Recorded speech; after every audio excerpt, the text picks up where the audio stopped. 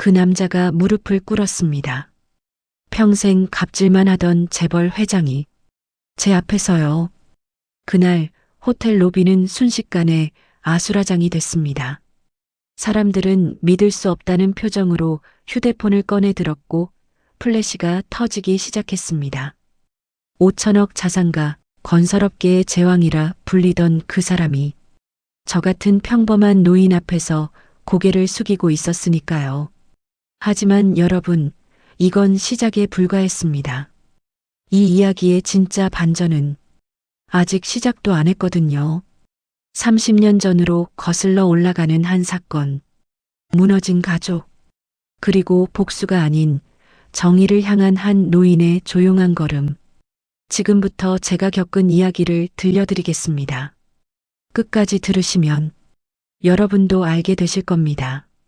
때론 정의가 늦게 오더라도 반드시 온다는 것을요. 제 이름은 박민수입니다. 올해 69. 평범한 은퇴 노인이죠. 아침 6시면 일어나서 동네 뒷산을 산책하고 오전엔 신문 읽고 오후엔 동네 경로당에서 친구들과 화투나 치며 지냅니다. 딸 하나 있는데 결혼해서 지방에 살고 있고요. 가끔 영상통화로 손주 얼굴 보는 게 제일 큰 낙입니다. 평범하죠? 그런데 한 달 전 제 평범한 일상에 작은 금이 갔습니다. 구청 민원실에서였습니다. 노인 일자리 사업 신청하러 갔었거든요. 요즘 물가도 오르고 연금만으론 생활이 빠듯해서요. 창구에서 서류 작성하고 있는데 갑자기 옆에서 고함 소리가 들렸습니다. 아, 이게 뭐야?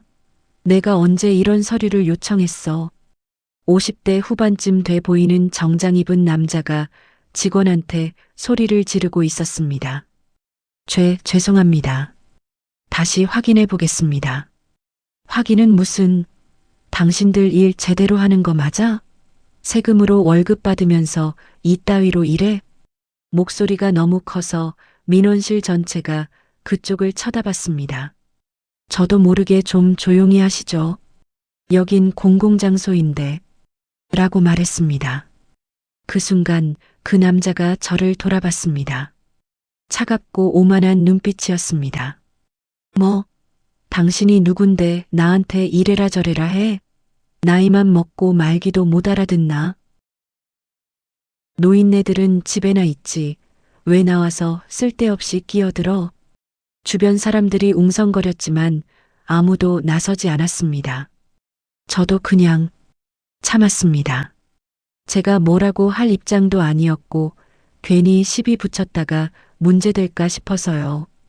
그 남자는 코웃음을 치며 나가버렸고 저는 그대로 서류를 작성했습니다. 하지만 그날 밤 잠이 안 왔습니다. 나이만 먹고 말기도 못 알아듣나? 그 말이 계속 귓가에 맴돌았습니다. 별거 아닌 것 같지만 마음 한구석이 쓰렸습니다. 나이 들었다고 무시당해도 되는 건가요? 그냥 조용히 살라는 건가요? 그날 이후로 며칠간 저는 바깥 출입을 잘 안 했습니다. 친구들이 경로당 오라고 해도 핑계대고 집에만 있었죠. 딸한테 전화 왔을 때도 아빠 괜찮아, 잘 지내라고만 했습니다. 걱정 끼치기 싫어서요. 그렇게 일주일쯤 지났을까요? 경로당 총무를 맡고 있는 최 영감님이 집까지 찾아오셨습니다. 민수야, 무슨 일 있어? 요새 얼굴도 안 비치고. 아니에요.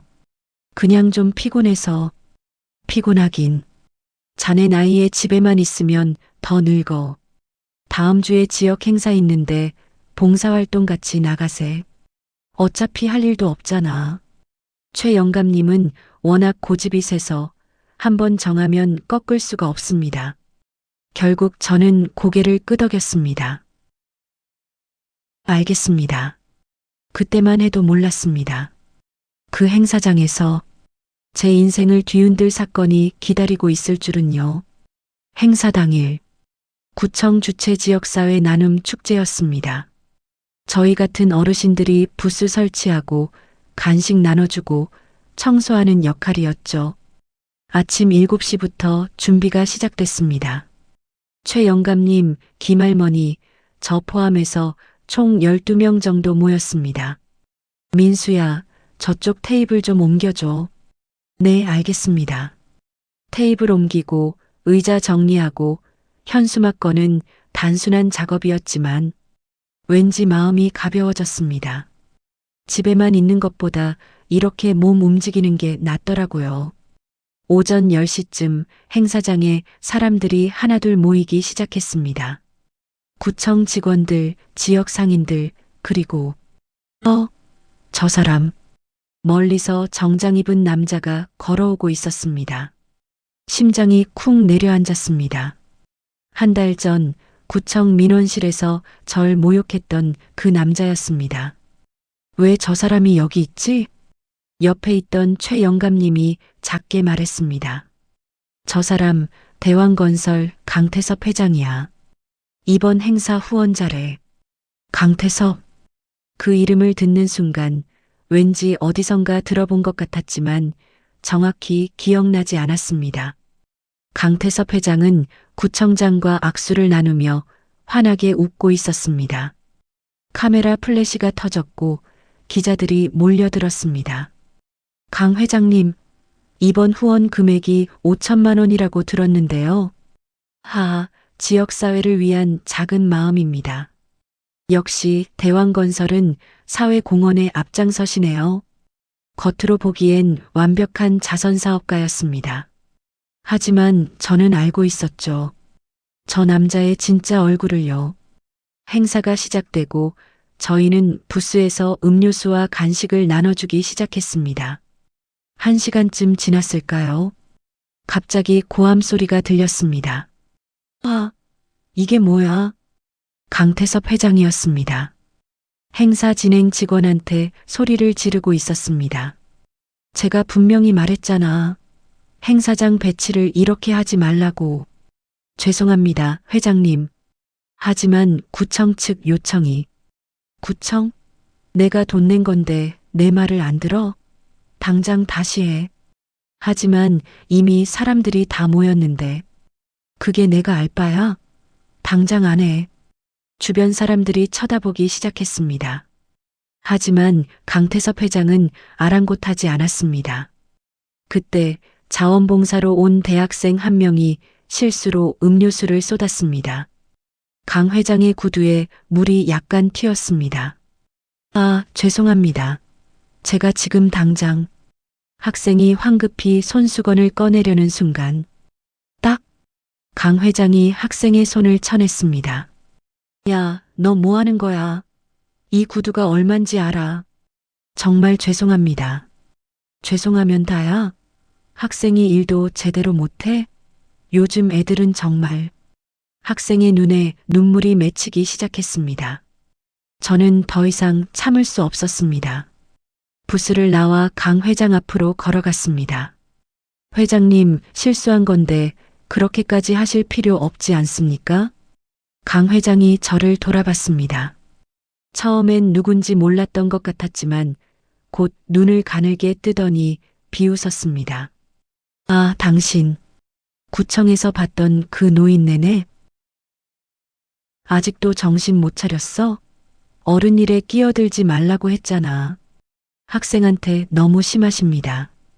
심해? 이게 심한 거야? 내가 돈 내서 하는 행사에서 실수를 해놓고 주변 사람들이 웅성거렸습니다. 하지만 아무도 나서지 않았습니다. 강 회장은 코웃음을 치며 말했습니다. 노인네, 봉사활동이나 열심히 해. 괜히 나대다가 쫓겨나지 말고. 그리고는 돌아서 걸어갔습니다. 저는 그 자리에 그대로 서 있었습니다. 분노보다는 허탈함이 먼저 왔습니다. 저 사람은 왜 저럴까? 저렇게 살아서 행복한 걸까? 그때 옆에서 최 영감님이 제 어깨를 두드렸습니다. 민수야, 괜찮아. 저런 인간 상대하지 마. 네. 하지만 괜찮지 않았습니다. 가슴속에서 무언가가 끓어오르고 있었습니다. 그건 분노도 슬픔도 아닌 뭔가 더 깊은 감정이었습니다. 마치 오래전 잊고 있던 무언가가 깨어나는 느낌. 그날 오후 행사가 끝나갈 무렵이었습니다.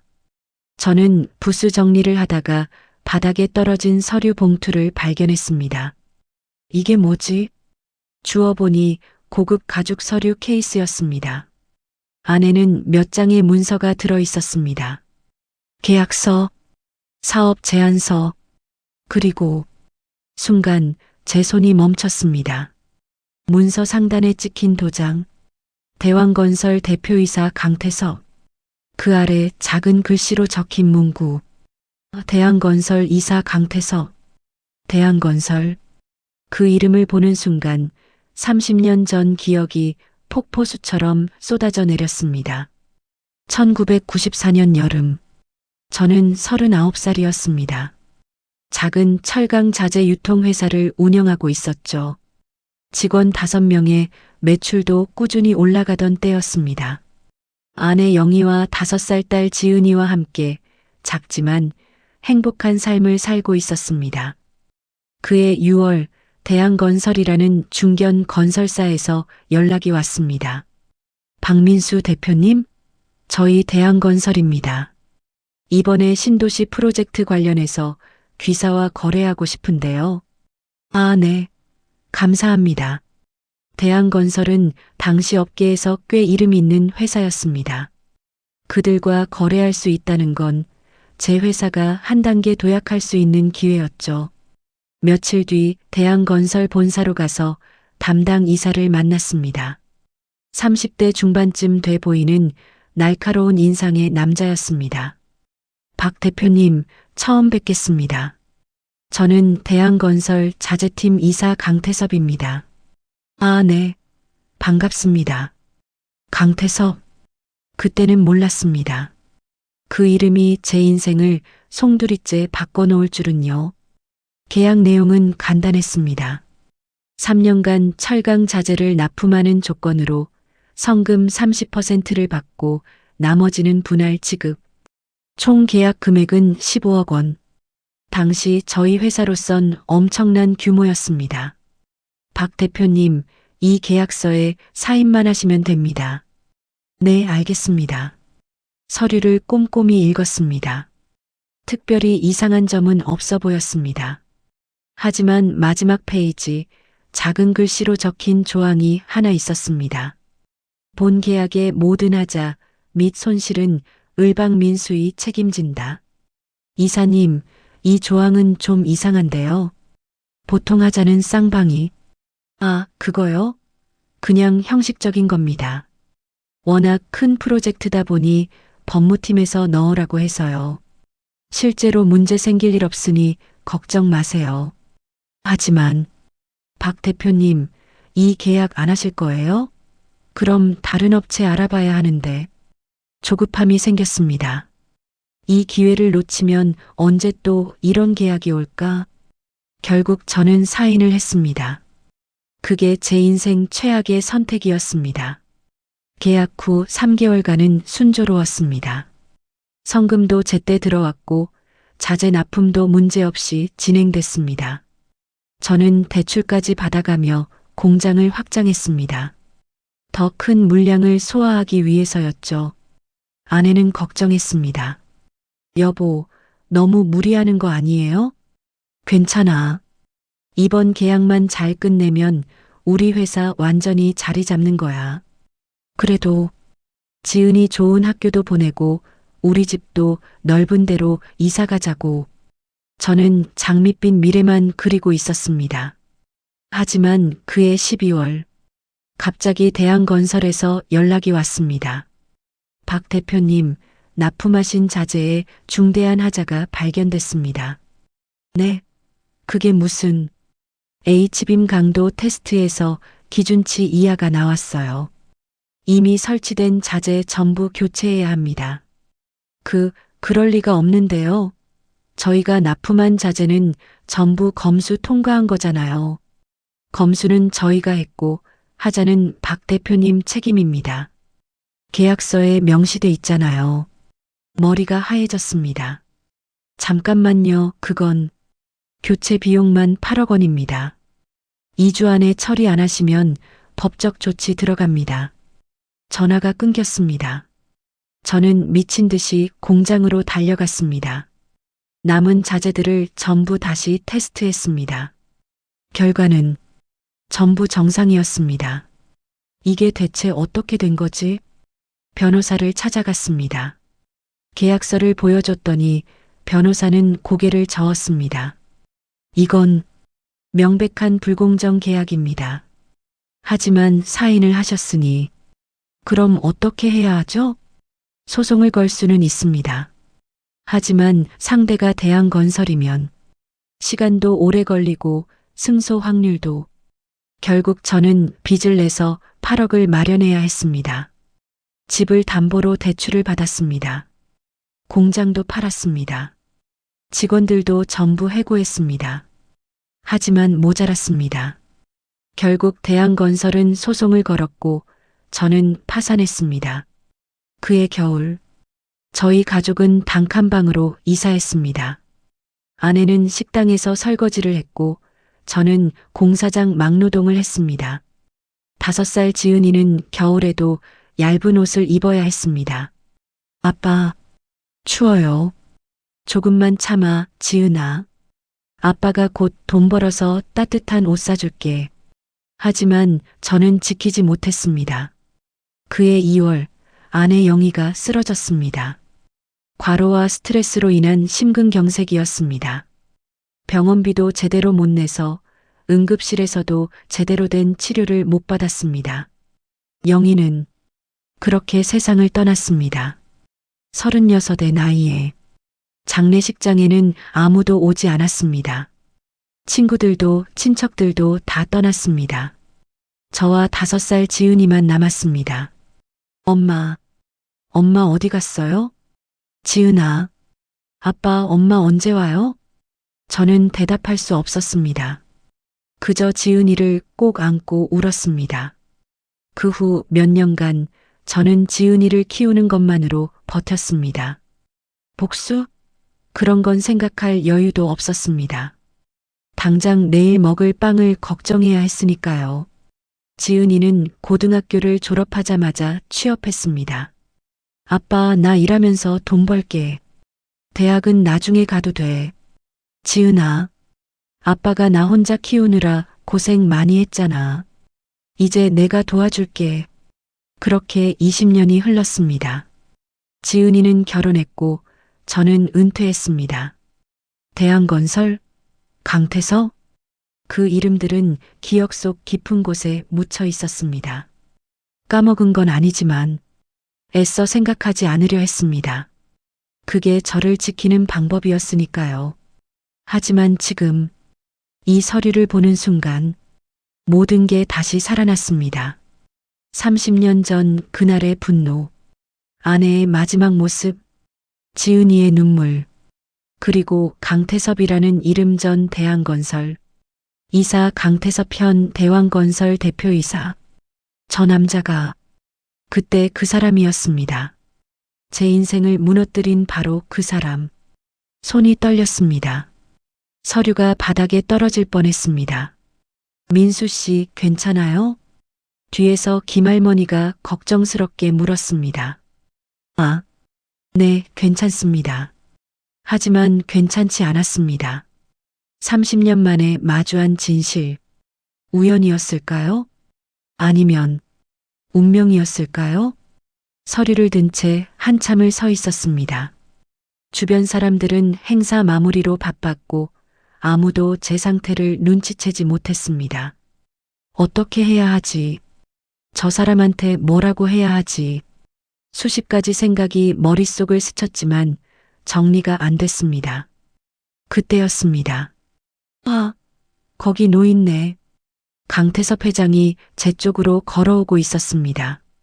내 서류 못 봤어? 가죽 케이스에 들어있는.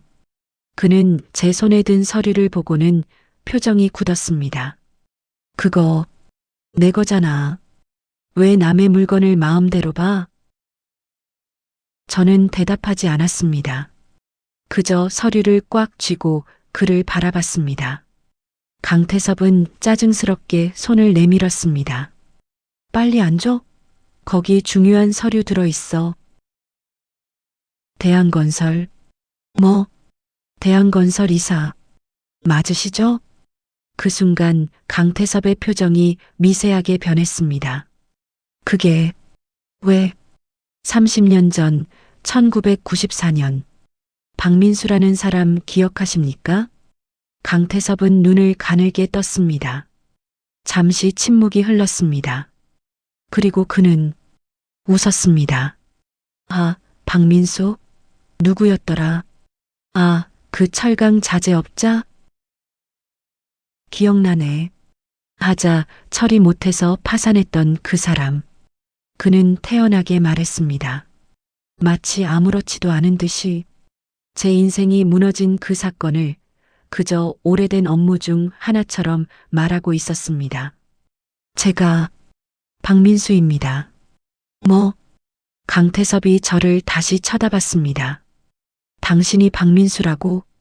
30년 전 회장님이 계약서에 넣은 그 조항 때문에 제 회사가 망했습니다. 제 아내가 죽었습니다. 기억하십니까? 아무 문제 없던 자재를 하자 있다고 했던 거요. 8억을 물라고 했던 거요. 강태섭은 잠시 말이 없었습니다. 그러다 갑자기 웃음을 터뜨렸습니다. 하하. 아, 그래서 30년이 지난 지금 와서 뭐 하자는 거야? 복수? 소송? 그게 먹힐 것 같아? 그는 한 걸음 다가왔습니다. 노인네, 정신 차려. 30년 전 일이야. 증거도 없고 시효도 다 지났어.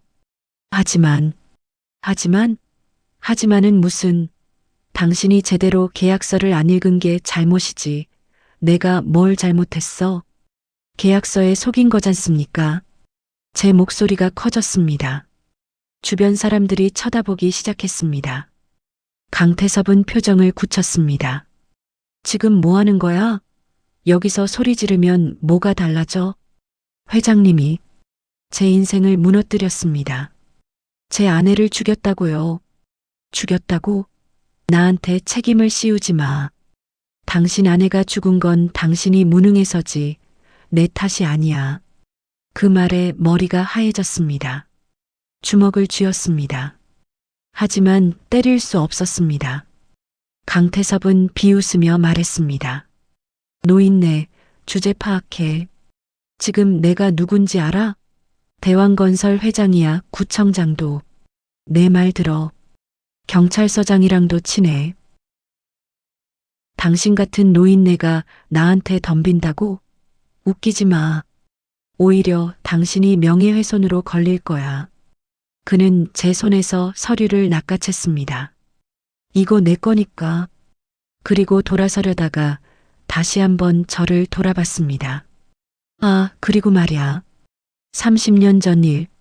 나도 기억나긴 하는데 솔직히 별로 미안하지도 않아. 뭐라고요? 사업이 원래 그런 거야. 이기는 놈이 있으면 지는 놈도 있는 법이지.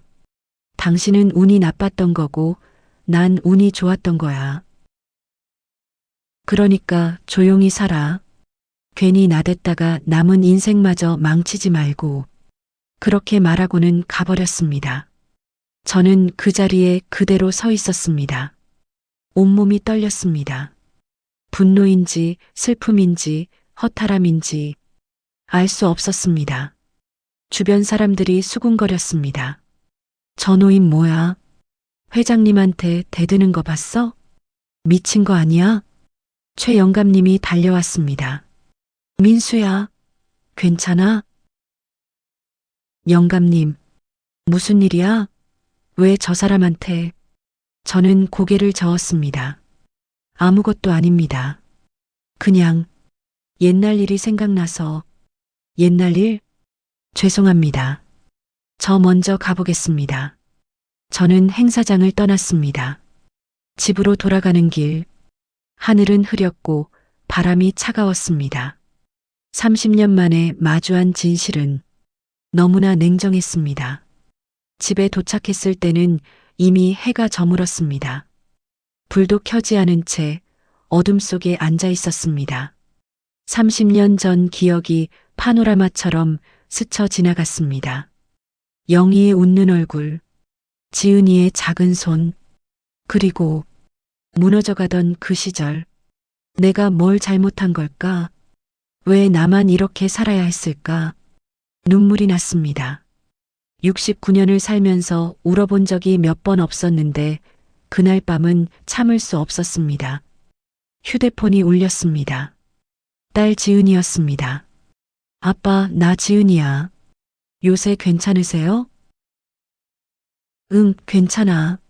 목소리가 왜 그래요? 어디 아프세요? 아니야, 그냥 좀 피곤해서. 아빠, 무슨 일 있으면 말씀하세요. 제가 도와드릴게요. 괜찮아. 정말 아무것도 아니야. 알겠어요. 그래도 몸 조심하세요. 곧 연휴 때 내려갈게요. 그래, 손주들 데리고 와. 전화를 끊었습니다. 지은이한테는 말할 수 없었습니다. 30년 전 일을 다시 끄집어낼 수 없었습니다. 그 아이도 힘들게 살아왔는데 이제 와서 옛날 상처를 다시 건드릴 순 없었습니다. 그날 밤 잠을 이룰 수 없었습니다. 새벽 3시쯤 침대에 누워 천장을 바라봤습니다. 이대로 끝인가? 그냥 조용히 살아야 하나? 그때 현관 초인종이 울렸습니다. 새벽 3시에 누가 올 리가 없는데 문을 열어보니 낯선 젊은 남자가 서 있었습니다. 저기, 박민수님 맞으시죠? 네, 그런데 누구시죠? 저 오늘 행사장에서 봤습니다. 강태섭 회장님이랑 이야기하시는 거. 아, 행사장 직원이었구나. 혹시 지금 시간 괜찮으시면 잠깐 얘기 좀 나눌 수 있을까요? 저는 그를 집 안으로 들였습니다. 젊은 남자는 이름을 김준호라고 소개했습니다. 저 대왕건설에서 3년째 일하고 있습니다. 대왕건설이요? 네. 그런데 오늘 어르신이 강태섭 회장님한테 하신 말씀 들었습니다. 혹시 30년 전 대왕건설 일이 정말입니까? 저는 천천히 고개를 끄덕였습니다. 김준호는 한숨을 쉬었습니다. 역시 그럴 줄 알았습니다. 무슨 말씀이신지. 어르신, 강태섭 회장은 지금도 똑같습니다. 김준호는 가방에서 태블릿 PC를 꺼냈습니다. 화면에는 수십 개의 녹음 파일과 영상 파일이 있었습니다. 이게 뭡니까? 강태섭 회장의 진짜 모습입니다. 파일 하나를 재생했습니다. 아, 이게 뭐야? 다시 안 해. 죄송합니다, 회장님. 죄송하면 다야? 급여에서 까? 또 다른 파일. 요즘 직원들은 정말 쓸모가 없어. 일 좀 제대로 해. 월급 받아먹으면서. 그리고 또 다른 영상. 회의실에서 강태섭이 직원 한 명을 밀치는 장면. 서류를 집어던지는 장면. 욕설을 퍼붓는 장면. 저는 숨이 막혔습니다. 이게 다 진짜입니까? 네. 제가 직접 녹음하고 촬영한 겁니다. 왜 이런 걸? 저희도 더 이상 못 참겠습니다. 지난 3년간 정말 지옥 같았거든요. 김준호의 눈에 눈물이 맺혔습니다. 제 동료 하나는 우울증으로 퇴사했습니다. 또 한 명은 공황장애로 병원 다니고 있어요. 어르신, 저희도 싸우고 싶습니다.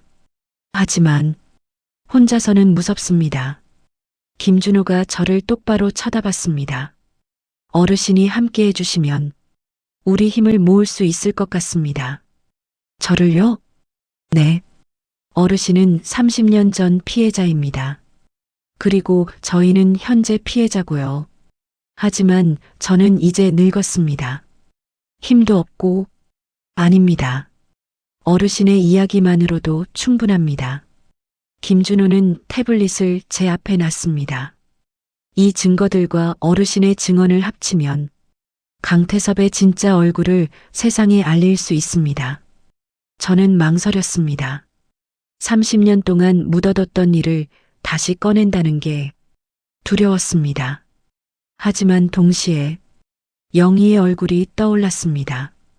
그리고 지금도 강태섭에게 고통받고 있는 사람들의 얼굴이 보였습니다.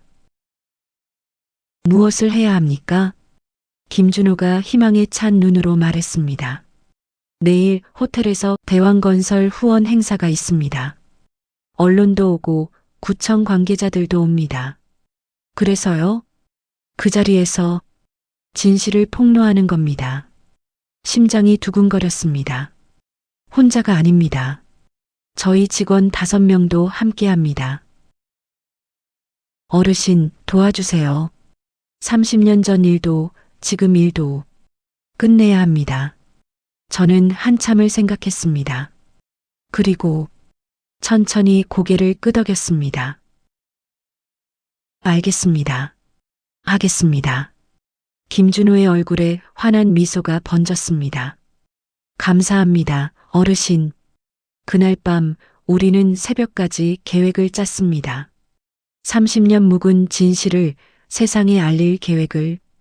다음 날 오후 2시 그랜드 호텔 2층 연회장 대왕건설 지역사회 공헌 감사 행사라는 현수막이 걸려 있었습니다. 언론사 기자들, 구청 관계자들, 지역 인사들이 모여들었습니다.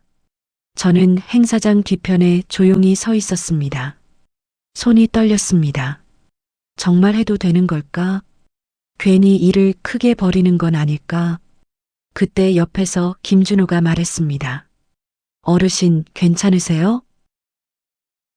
긴장되네요. 저도요. 하지만 우리가 하지 않으면 아무도 안 합니다. 다른 직원 4명도 모였습니다. 모두 20대 후반에서 30대 초반의 젊은이들이었습니다. 어르신, 저희가 함께 있습니다. 힘내세요. 그들의 눈빛에는 두려움도 있었지만 동시에 결연함도 보였습니다. 오후 2시 30분 강태섭 회장이 입장했습니다. 고급 양복을 입고 환하게 웃으며 사람들과 악수를 나눴습니다. 구청장님, 오랜만입니다. 강 회장님, 이번 후원 정말 감사합니다. 아닙니다. 지역사회를 위한 일인데요. 카메라 플래시가 터졌습니다. 완벽한 자선사업가의 모습이었습니다.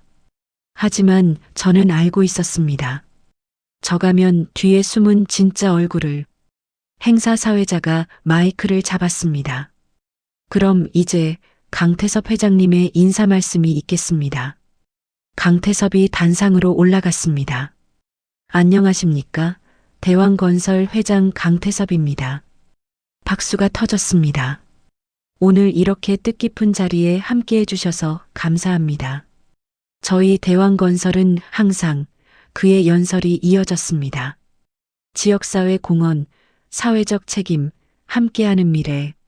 아름다운 말들이 쏟아졌습니다. 하지만 그 순간 갑자기 대형 스크린이 켜졌습니다. 강태섭이 말을 멈췄습니다. 이게 뭐지? 스크린에 영상이 재생되기 시작했습니다. 이게 뭐야? 다시 안 해. 강태섭의 목소리였습니다. 회의실에서 직원에게 소리를 지르는 모습. 사람들이 웅성거리기 시작했습니다. 저게 뭐야? 강 회장 목소리 아니야? 요즘 직원들은 쓸모가 없어. 월급만 축내는 쓰레기들. 또 다른 영상. 서류를 집어던지는 강태섭. 직원을 밀치는 강태섭. 욕설을 퍼붓는 강태섭. 연회장이 순식간에 술렁였습니다. 강태섭은 얼굴이 새하얗게 질렸습니다. 잠깐, 이거 누가? 음향 담당자에게 소리쳤습니다. 당장 꺼. 지금 당장. 하지만 영상은 계속됐습니다. 그리고 마지막 장면. 어제 행사장에서 대학생에게 소리를 지르던 모습. 저한테 협박하던 모습. 노인네, 주제 파악해. 그 말이 연회장에 울려 퍼졌습니다. 기자들이 일제히 카메라를 들었습니다. 플래시가 미친 듯이 터졌습니다. 강태섭은 단상에서 내려와 직원들한테 소리쳤습니다. 당장 끄라고. 그때 저는 앞으로 걸어 나갔습니다. 마이크를 잡았습니다. 잠깐만요. 모든 시선이 저한테 쏠렸습니다. 저는 박민수라고 합니다. 올해 69입니다. 30년 전 저는 작은 철강 자재 회사를 운영했습니다. 그리고 대한건설과 계약을 맺었죠. 강태섭의 얼굴이 일그러졌습니다. 그때 대한건설 이사였던 사람이 저기 계신 강태섭 회장입니다. 사람들이 강태섭을 쳐다봤습니다. 강 회장은 불공정한 계약서로 저를 속였습니다.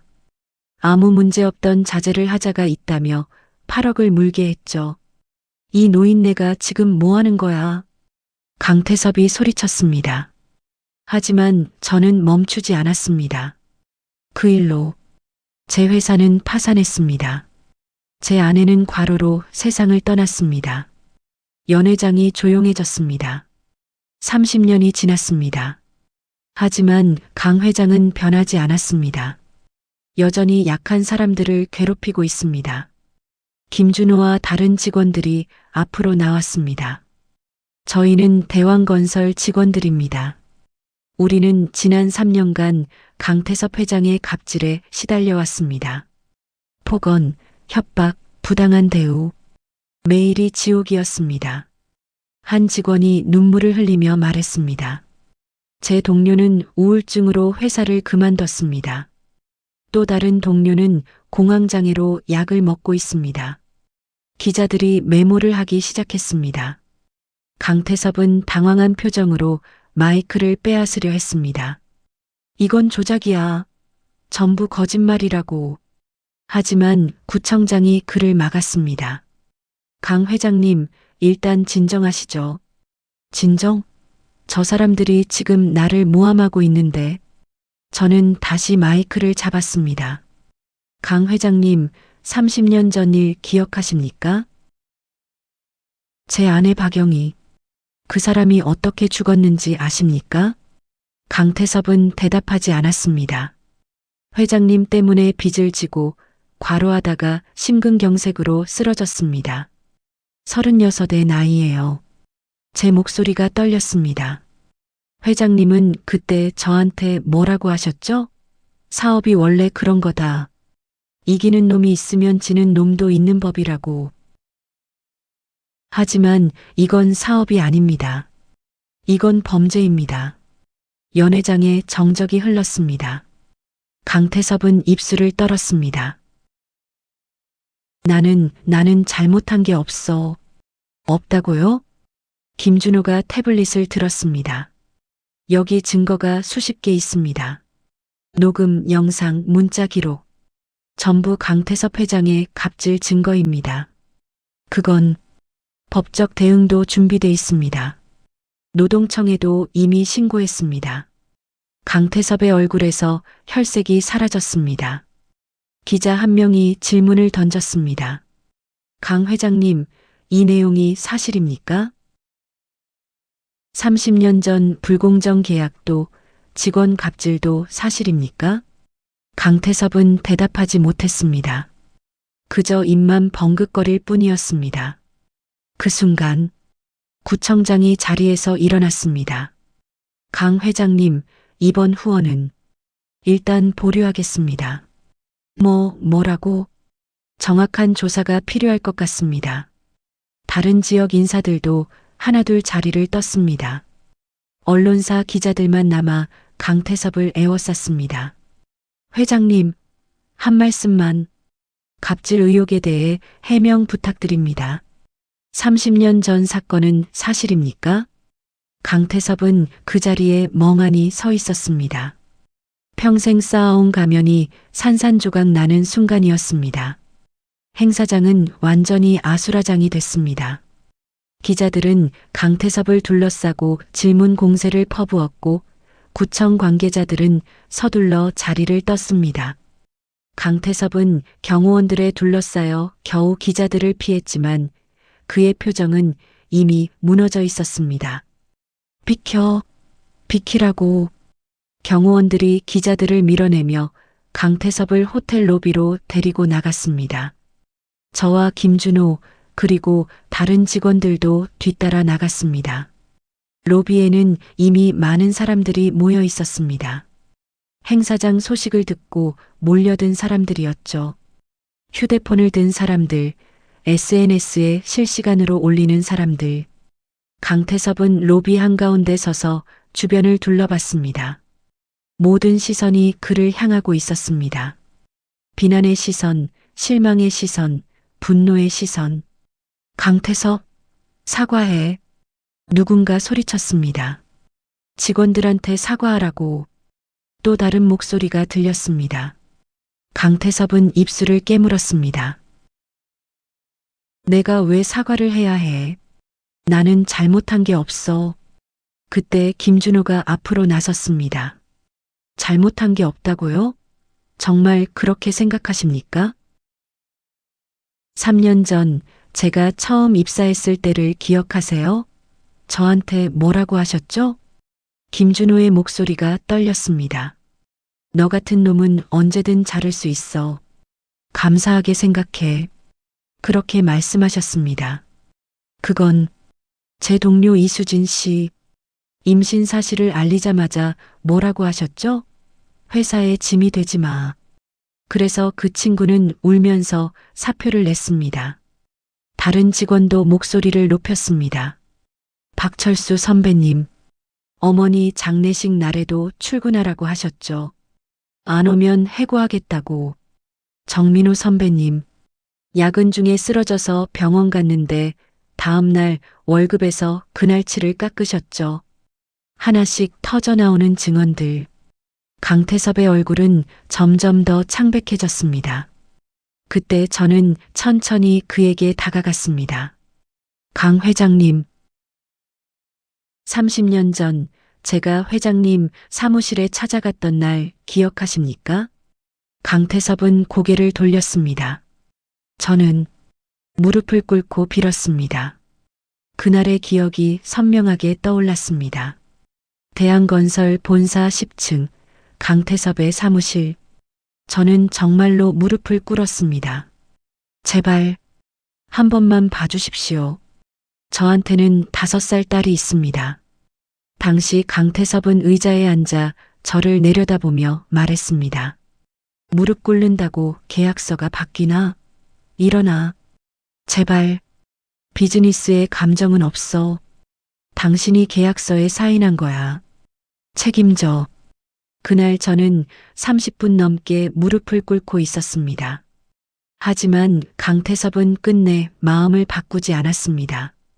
지금 30년이 지난 이 순간, 저는 강태섭 앞에 서서 조용히 말했습니다. 그때 회장님은 저를 일으켜 세우지 않았습니다. 그저 무시했죠.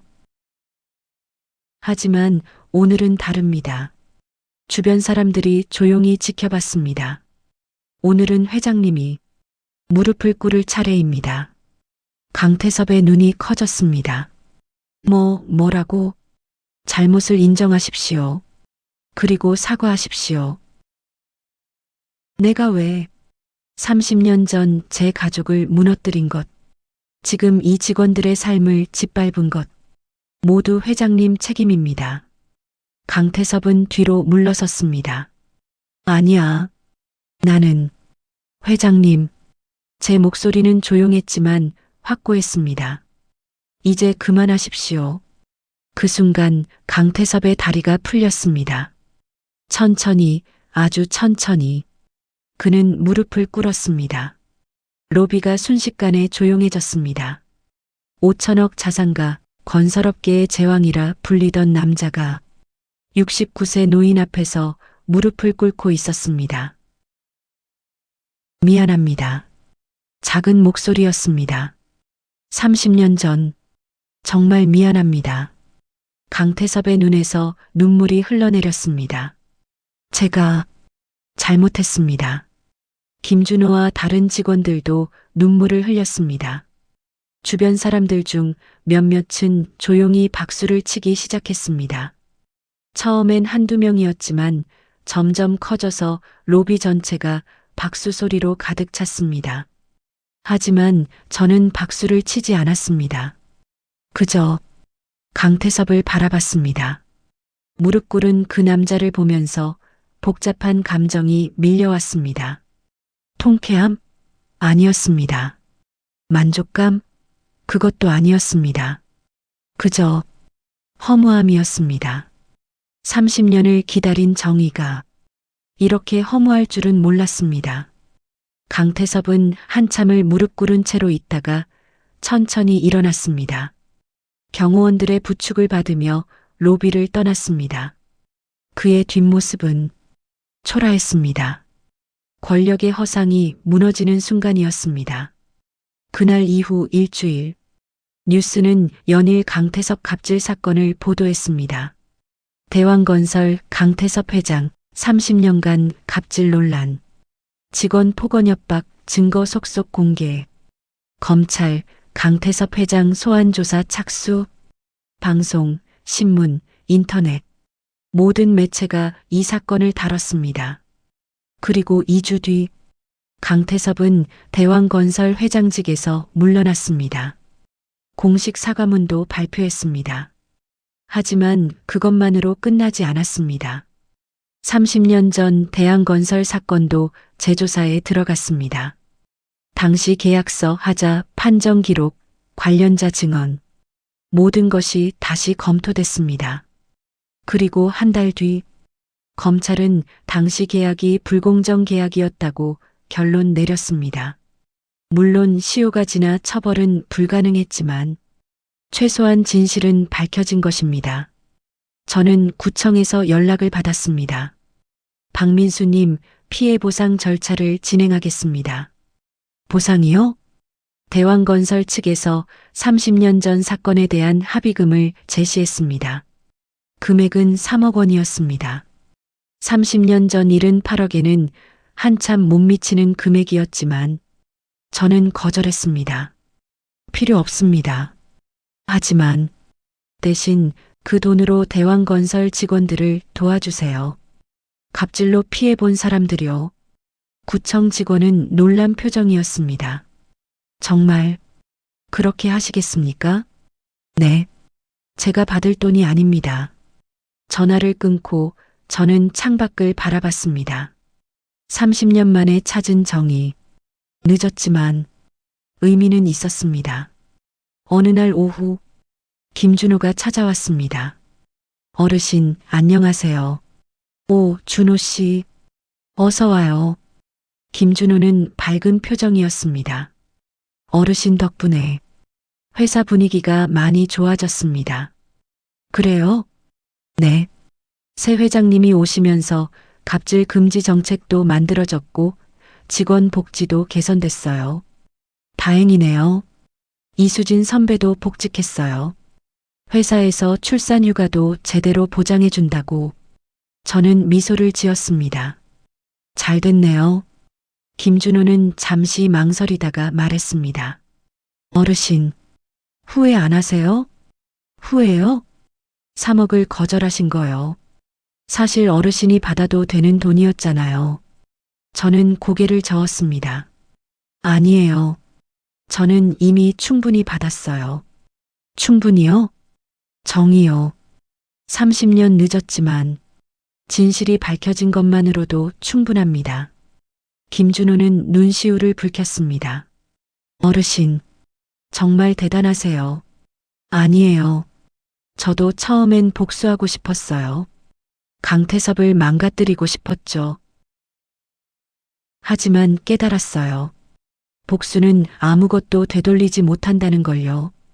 제 눈에도 눈물이 맺혔습니다. 제 아내 영희는 돌아오지 않습니다. 무너진 30년도 되돌릴 수 없어요. 어르신. 하지만 앞으로는 바꿀 수 있잖아요. 준호 씨나 다른 직원들이 더 이상 괴롭힘 당하지 않도록요. 김준호는 깊이 고개를 숙였습니다. 감사합니다, 어르신. 정말 감사합니다. 그가 떠나고 저는 다시 혼자가 됐습니다. 창밖에는 봄이 오고 있었습니다. 겨울이 지나고 새로운 계절이 시작되는 것처럼 제 마음속에도 새로운 계절이 오고 있었습니다. 며칠 뒤, 딸 지은이가 손주들을 데리고 내려왔습니다. 아빠, 우리 왔어요. 오, 지은아, 손주들아. 5살, 7살 두 손주가 제게 달려왔습니다. 할아버지, 그래, 우리 강민이, 서연이. 저녁 식사를 하면서 지은이가 물었습니다. 아빠, 요새 뉴스 봤어요. 대왕건설 회장 사건. 응? 혹시 그거 아빠랑 관련 있는 거예요? 저는 잠시 망설였습니다. 하지만 이제는 숨길 필요가 없었습니다. 응, 사실은 말이야. 저는 지은이한테 모든 걸 이야기했습니다. 30년 전 일, 엄마 영희의 일, 그리고 최근 있었던 일까지. 지은이는 눈물을 흘리며 들었습니다. 아빠, 왜 진작 말 안 했어요? 미안하다, 지은아. 걱정 끼치기 싫어서. 걱정이요? 아빠 혼자 그 고통을 30년이나 안고 계셨잖아요. 지은이는 제 손을 꽉 잡았습니다. 아빠 고생 많았어요. 정말 많이 힘들었을 텐데. 아니야. 너만 잘 크면 됐어. 아빠, 그날 밤 지은이와 손주들은 제 집에서 잤습니다. 오랜만에 가족이 함께 있는 밤이었습니다. 새벽에 일어나 거실로 나왔습니다. 창밖으로 별이 보였습니다. 저는 조용히 하늘을 올려다봤습니다. 영희야, 작은 목소리로 말했습니다. 늦었지만 이제라도 끝났어. 우리 억울함 풀렸어. 바람이 불었습니다. 마치 영희가 대답하는 것 같았습니다. 고생했어, 민수야. 눈물이 흘러내렸습니다. 하지만 슬픈 눈물이 아니었습니다. 30년 묵은 상처가 조금씩 아물어가는 그런 눈물이었습니다. 3개월 뒤, 저는 동네 작은 봉사센터에서 일하고 있었습니다. 어르신들 도시락을 나르고 청소하고 말벗이 되어주는 일이었죠. 민수 씨, 오늘도 수고했어요. 센터장님이 말했습니다. 아니에요. 제가 더 감사하죠. 그나저나 민수 씨 요새 뉴스에서 영웅됐던데요? 영웅이라뇨. 그냥 해야 할 일을 한 것뿐이에요. 복도를 걸어가는데 벽에 붙은 포스터가 눈에 들어왔습니다. 직장 내 갑질 신고센터 혼자 고민하지 마세요. 김준호와 직원들이 만든 비영리 단체였습니다. 갑질 피해자들을 돕는 일을 하고 있었죠. 저도 가끔 자문 역할로 참여하고 있었습니다. 센터 밖으로 나왔습니다. 햇살이 따뜻했습니다. 버스 정류장으로 걸어가는데 누군가 뒤에서 불렀습니다. 저기, 박민수님 맞으시죠? 돌아보니 낯선 30대 여성이었습니다. 네, 그런데요. 저, 말씀드리고 싶은 게 있어서요. 여성은 조심스럽게 말했습니다. 저희 아버지가 10년 전에 대왕건설 하청업체에서 일하셨어요. 그때도 강태섭 회장한테 부당한 대우를 받으셨는데 혼자 감당하시다가 돌아가셨어요. 여성의 눈에 눈물이 맺혔습니다. 뉴스 보고 정말 시원했어요.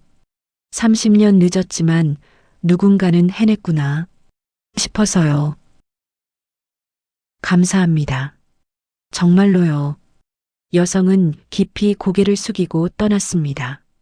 저는 한참을 그 자리에 서 있었습니다. 내가 한 일이 다른 사람한테도 의미가 있었구나. 가슴이 뭉클했습니다. 집으로 돌아가는 버스 안, 창밖 풍경을 바라봤습니다. 지나가는 사람들, 웃는 아이들, 평화로운 거리. 30년 전에는 볼 수 없었던 풍경들이었습니다. 그때는 하루하루 살아남는 것만으로도 버거웠으니까요. 하지만 지금은 달랐습니다. 여유는 없지만 평화는 있었습니다. 부는 없지만 의미는 있었습니다. 집에 도착했습니다. 우편함에 편지 한 통이 들어 있었습니다. 발신인은 강태섭. 뭐지? 조심스럽게 뜯어봤습니다. 손편지였습니다. 박민수님께 오랜만입니다.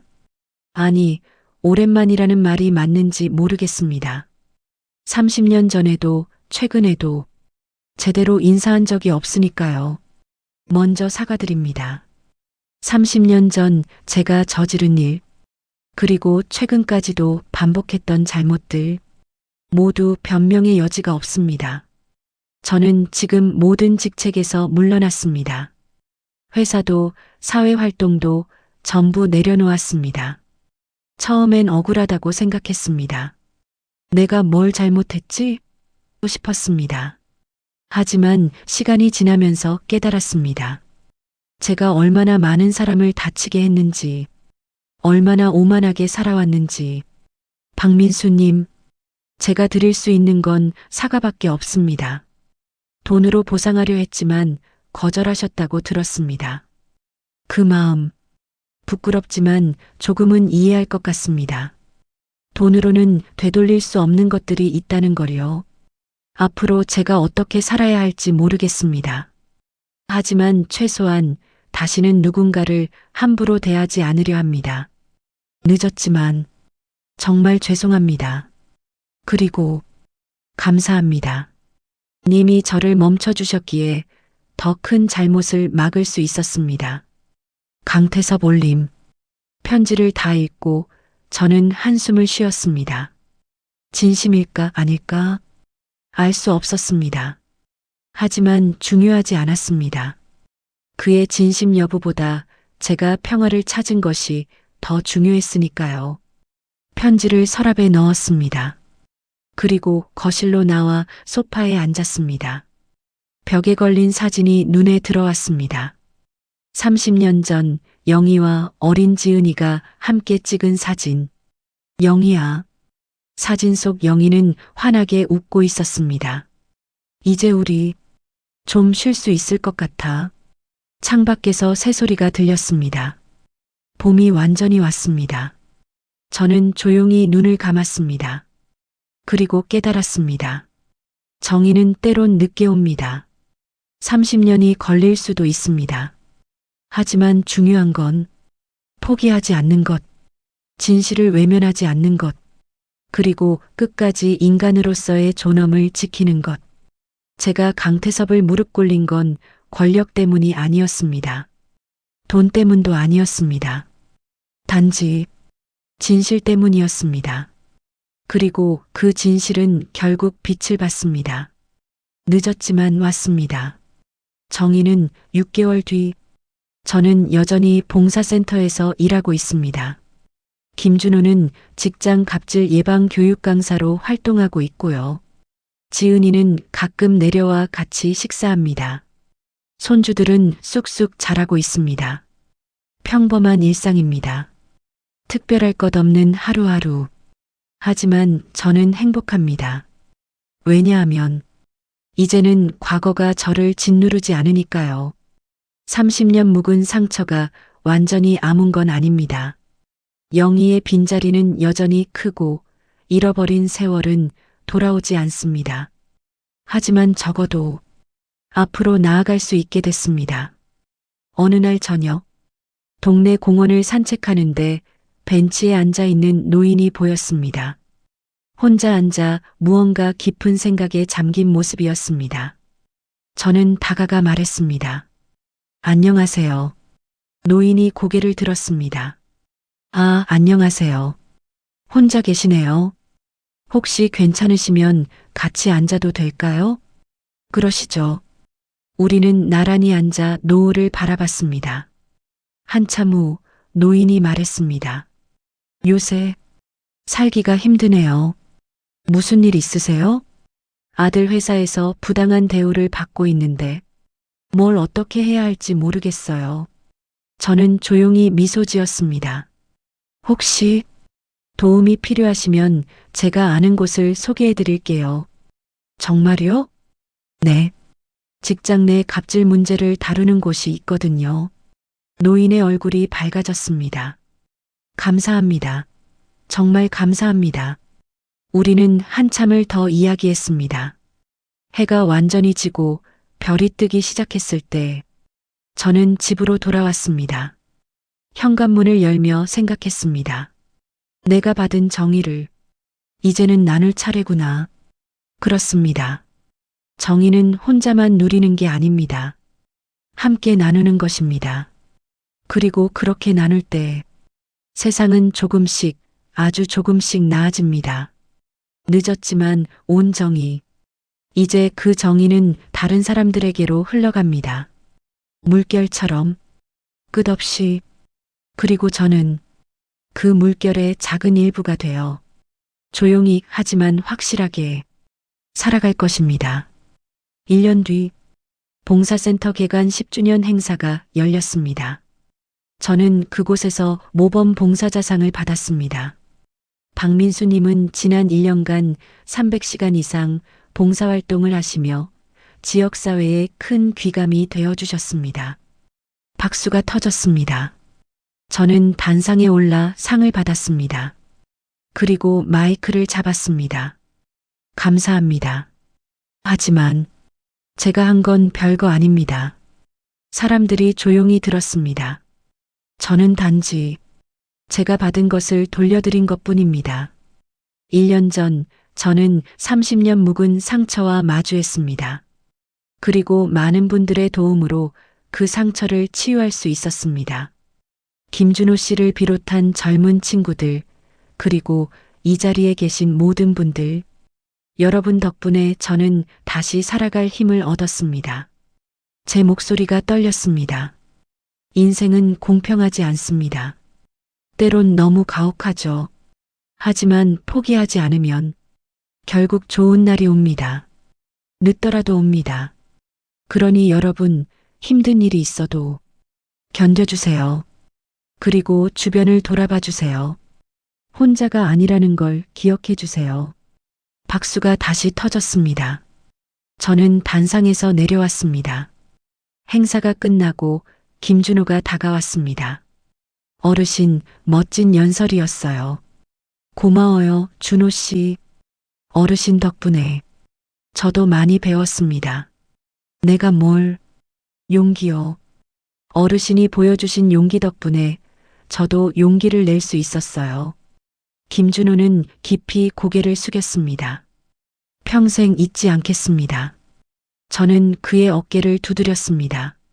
준호 씨, 이제 당신 차례예요. 네. 당신이 다른 사람들에게 용기를 줄 차례라고요. 김준호는 환하게 웃었습니다. 네, 어르신. 그날 저녁, 집으로 돌아오는 길에 편의점에 들렀습니다. 우유 한 팩을 사서 나오는데 TV에서 뉴스가 들렸습니다. 직장 내 갑질 예방법이 국회를 통과했습니다. 이는 지난해 대왕건설 갑질 사건 이후 사회적 공감대가 형성되면서 저는 잠시 멈춰서서 뉴스를 봤습니다. 법까지 바뀌었구나. 가슴이 뭉클했습니다. 제가 한 작은 행동이 이렇게 큰 변화를 만들어낼 줄은 몰랐습니다. 집에 도착해서 소파에 앉았습니다. 영희 사진을 바라봤습니다. 영희야, 봤어? 우리 해냈어. 사진 속 영희는 여전히 환하게 웃고 있었습니다. 저도 웃었습니다. 30년 만에 진짜 웃음이었습니다. 그날 밤 꿈을 꿨습니다. 영희가 나타나서 말했습니다. 민수야, 고생 많았어. 영희야, 이제 됐어. 이제 진짜 쉬어도 돼. 응, 나 걱정하지 말고 행복하게 살아. 알았어, 영희야. 영희는 미소를 지으며 사라졌습니다. 저는 깨어났습니다. 창밖은 이미 아침이었습니다. 새들이 지저귀고 햇살이 비쳤습니다. 새로운 하루가 시작됐습니다. 저는 침대에서 일어나 창문을 열었습니다. 신선한 공기가 들어왔습니다. 오늘도 살아갈 이유가 있구나. 그렇게 생각하며 저는 하루를 시작했습니다. 평범하지만 의미 있는 하루를. 그리고 시간은 흘러 제가 75이 됐을 때 손주 강민이가 대학생이 됐습니다. 그 아이가 어느 날 저한테 물었습니다. 할아버지, 인생에서 가장 중요한 게 뭐예요? 저는 잠시 생각하다가 대답했습니다. 포기하지 않는 것. 포기하지 않는 거죠? 응. 아무리 힘들어도, 아무리 늦어도, 포기하지 않으면 반드시 좋은 날이 와. 할아버지는 포기한 적 없으세요? 물론 있지. 수도 없이 포기하고 싶었어. 강민이는 진지하게 들었습니다. 하지만 말이야. 저는 창밖을 바라봤습니다. 포기하지 않았기 때문에 지금 이 순간이 있는 거야. 너랑 이렇게 이야기할 수 있는 것도, 웃을 수 있는 것도 다 포기하지 않았기 때문이야. 강민이는 눈물을 글썽였습니다. 할아버지, 정말 대단하세요. 아니야. 나는 그냥 살아남은 것뿐이야. 그게 대단한 거잖아요. 저는 강민이의 머리를 쓰다듬었습니다.